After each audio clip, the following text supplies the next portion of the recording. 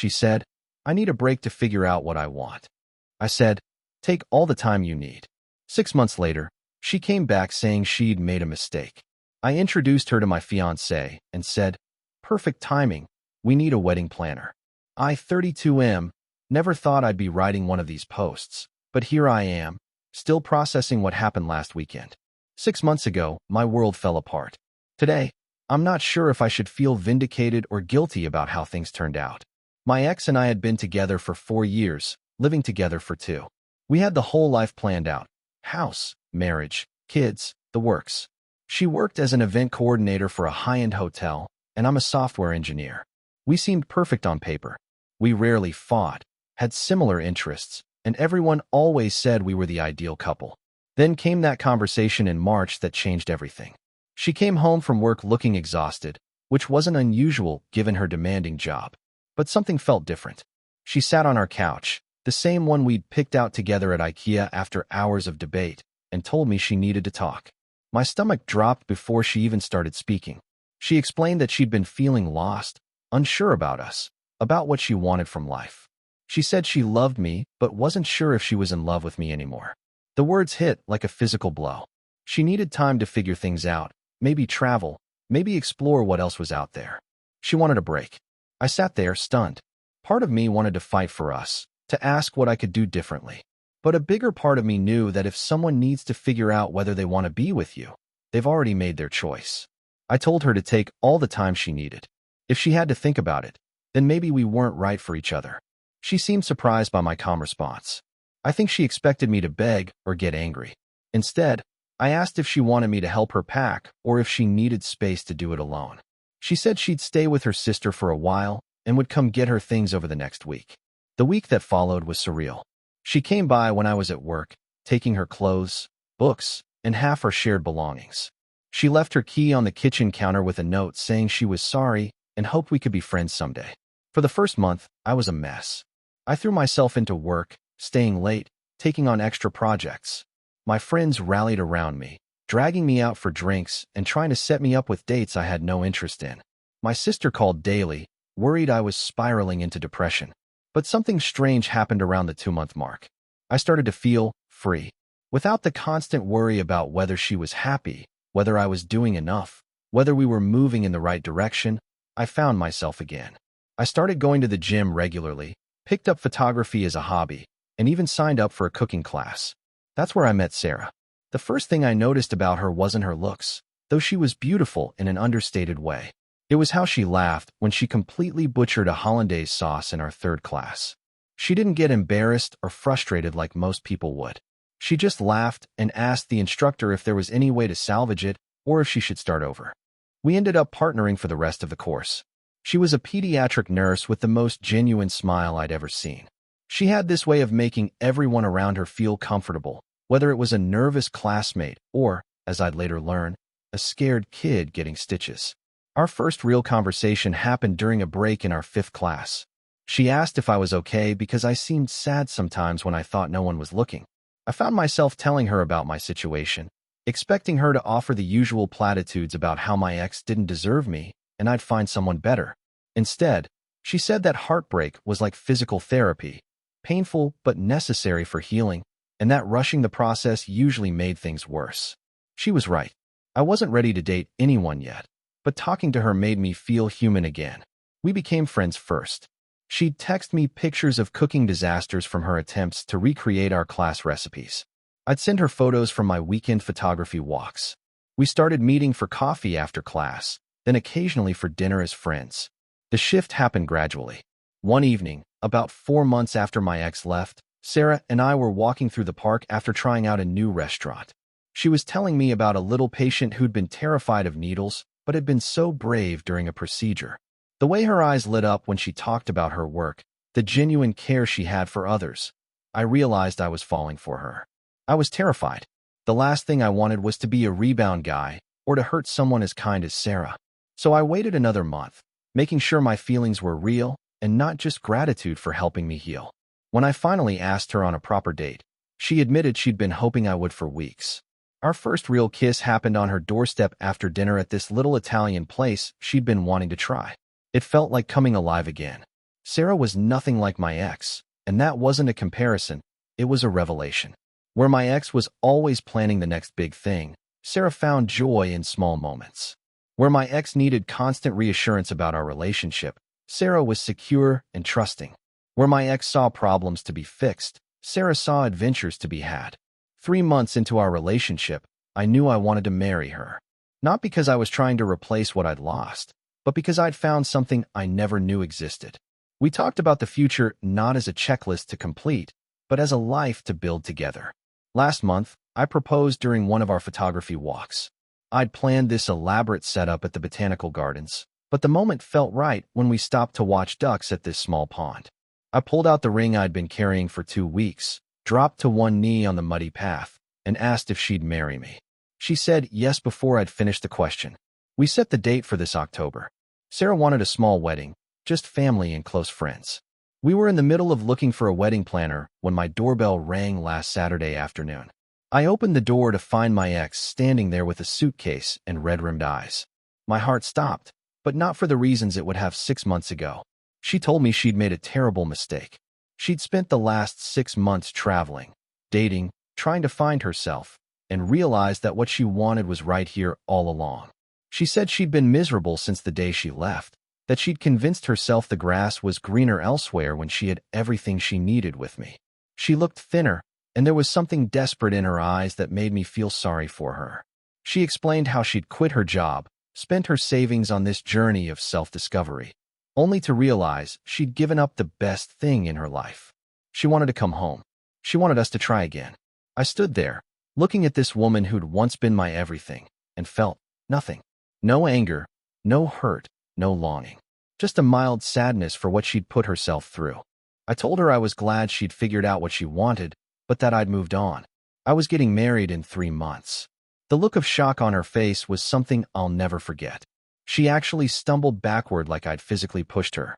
She asked who it was, as if knowing would somehow make sense of the situation. Before I could answer, Sarah's car pulled into the driveway. She was coming over to help me look through wedding venue photos. Perfect timing, as it turned out. Sarah got out of the car with her usual warm smile, carrying takeout from our favorite Thai place. She looked between my ex and me, and I could see her quickly assessing the situation. She wasn't jealous or threatened, just curious. I introduced them, watching my ex's face as she realized this wasn't some rebound fling.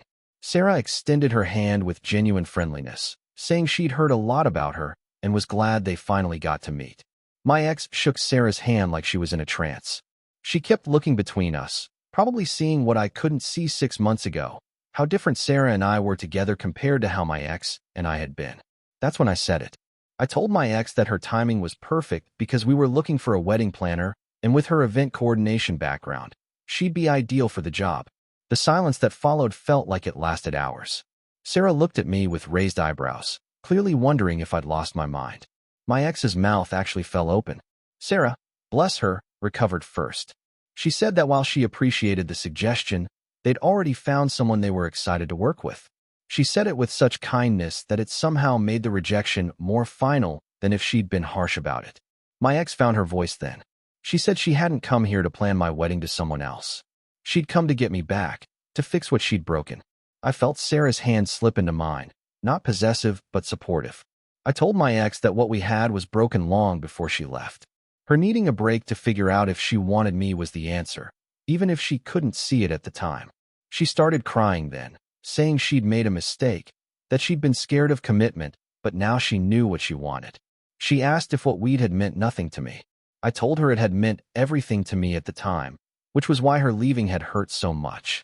But I'd learned something important over the past 6 months.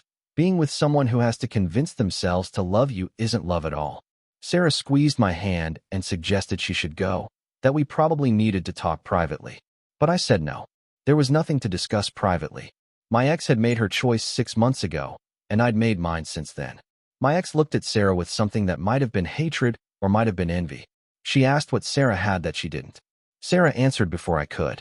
She said she had someone who'd never had to wonder if he wanted to be with her. Someone who chose her every day not because he had to, but because he wanted to. She said it matter-of-factly, without malice, like she was explaining a simple truth. That seemed to break something in my ex. She picked up her suitcase and said she understood. She looked at me one last time and said she hoped I'd be happy, and surprisingly, she sounded like she meant it. After she left, Sarah and I sat on my couch with our Thai food getting cold between us. She asked if I was okay, if seeing my ex had stirred up old feelings. I told her the truth, that seeing my ex had only made me more sure about us. That whatever I'd thought was love before had been something else entirely. Habit, maybe. Comfort. Fear of starting over. Sarah said she wasn't threatened by my past, but she'd wondered if part of me had still been hoping my ex would come back. Now she knew for sure that I was all in with her. We spent the rest of the evening looking at venue photos and discussing wedding details. Normal couple stuff. The kind of evening my ex and I never would have had because we'd have spent it analyzing our relationship instead of just living it. Update 1. It's been a week since my ex showed up, and I've gotten some messages asking for an update. Things have been surprisingly normal, actually. Sarah and I have been busy with wedding planning, and life has continued as usual. But yesterday, my ex reached out to my sister asking for my number because she wanted to apologize properly. My sister, being protective, asked me first if I wanted to hear from her. I decided to take the call. My ex sounded different, calmer, less desperate. She said she'd had time to think about what happened and wanted to apologize for putting me in that position. She admitted that seeing Sarah and me together had made her realize something important. She said that in all our years together, she'd never seen me look at her the way I looked at Sarah. She'd always felt like she was performing the role of girlfriend, trying to be what she thought I wanted, but Sarah just seemed to be herself, and that was enough. She told me she was going to therapy to figure out why she'd sabotaged something good out of fear. She'd gotten a new job in another city and was starting fresh. She said she was genuinely happy for me and sorry for the pain she'd caused. It was the most honest conversation we'd ever had. I thanked her for calling and wished her well. There was closure there that I hadn't realized I needed. Update 2. The wedding was 3 weeks ago, and it was perfect. Small, intimate, exactly what Sarah and I wanted. My family loved her. Her family embraced me completely. During our first dance, Sarah whispered that she was glad my ex had left because otherwise we never would have found each other. But here's the weird part. 2 days before the wedding, we got a package. No return address. Inside was a beautiful crystal vase with a note that said, "Wishing you both all the happiness you deserve." It was signed with just my ex's first initial. Sarah thought it was a lovely gesture. She said it took courage to send a wedding gift to your ex, and she respected that my ex had found a way to genuinely wish us well. The vase is sitting on our kitchen counter now, holding the sunflowers Sarah picked up at the farmer's market this morning. It's funny how something that could have been awkward has become just another part of our story. Update 3. I'm writing this final update because something happened yesterday that really drove home how different my life is now. Sarah and I were at the grocery store when we ran into my ex's sister. She was friendly, asked about married life, the usual small talk. Then she mentioned that my ex had met someone, a guy she works with at her new job. She said my ex seemed really happy, more relaxed than she'd been in years. I felt genuinely glad to hear it. Not relieved, not vindicated, just happy that she'd found her way to something good. Walking to the car, Sarah said something that stuck with me. She said that the best revenge isn't hurting someone who hurt you. It's building something so beautiful that their absence becomes a gift. She was right. My ex leaving wasn't a betrayal. It was the push I needed to find something real. The perfect timing comment I made that day wasn't really about revenge. It was about recognizing that sometimes the worst thing that happens to you leads to the best thing. I'm not the same person I was a year ago. I'm not bitter, I'm not angry, and I don't spend time wondering what if. I'm just grateful that life has a way of putting you exactly where you need to be, even when the path there breaks your heart. Sarah is making coffee in the kitchen right now, humming some song I don't recognize while our dog, a rescue we adopted last month, sits hopefully by her feet waiting for dropped food. This is happiness, not the kind you have to think about or work to maintain, but the kind that just exists in ordinary moments. My ex was right about one thing. She did need that break to figure out what she wanted. And in giving her the time she needed, I found what I wanted too. Sometimes the best thing you can do for someone you love is let them go. And sometimes, the best thing you can do for yourself is the same thing. If you like this video, please subscribe us and click on the hype button below.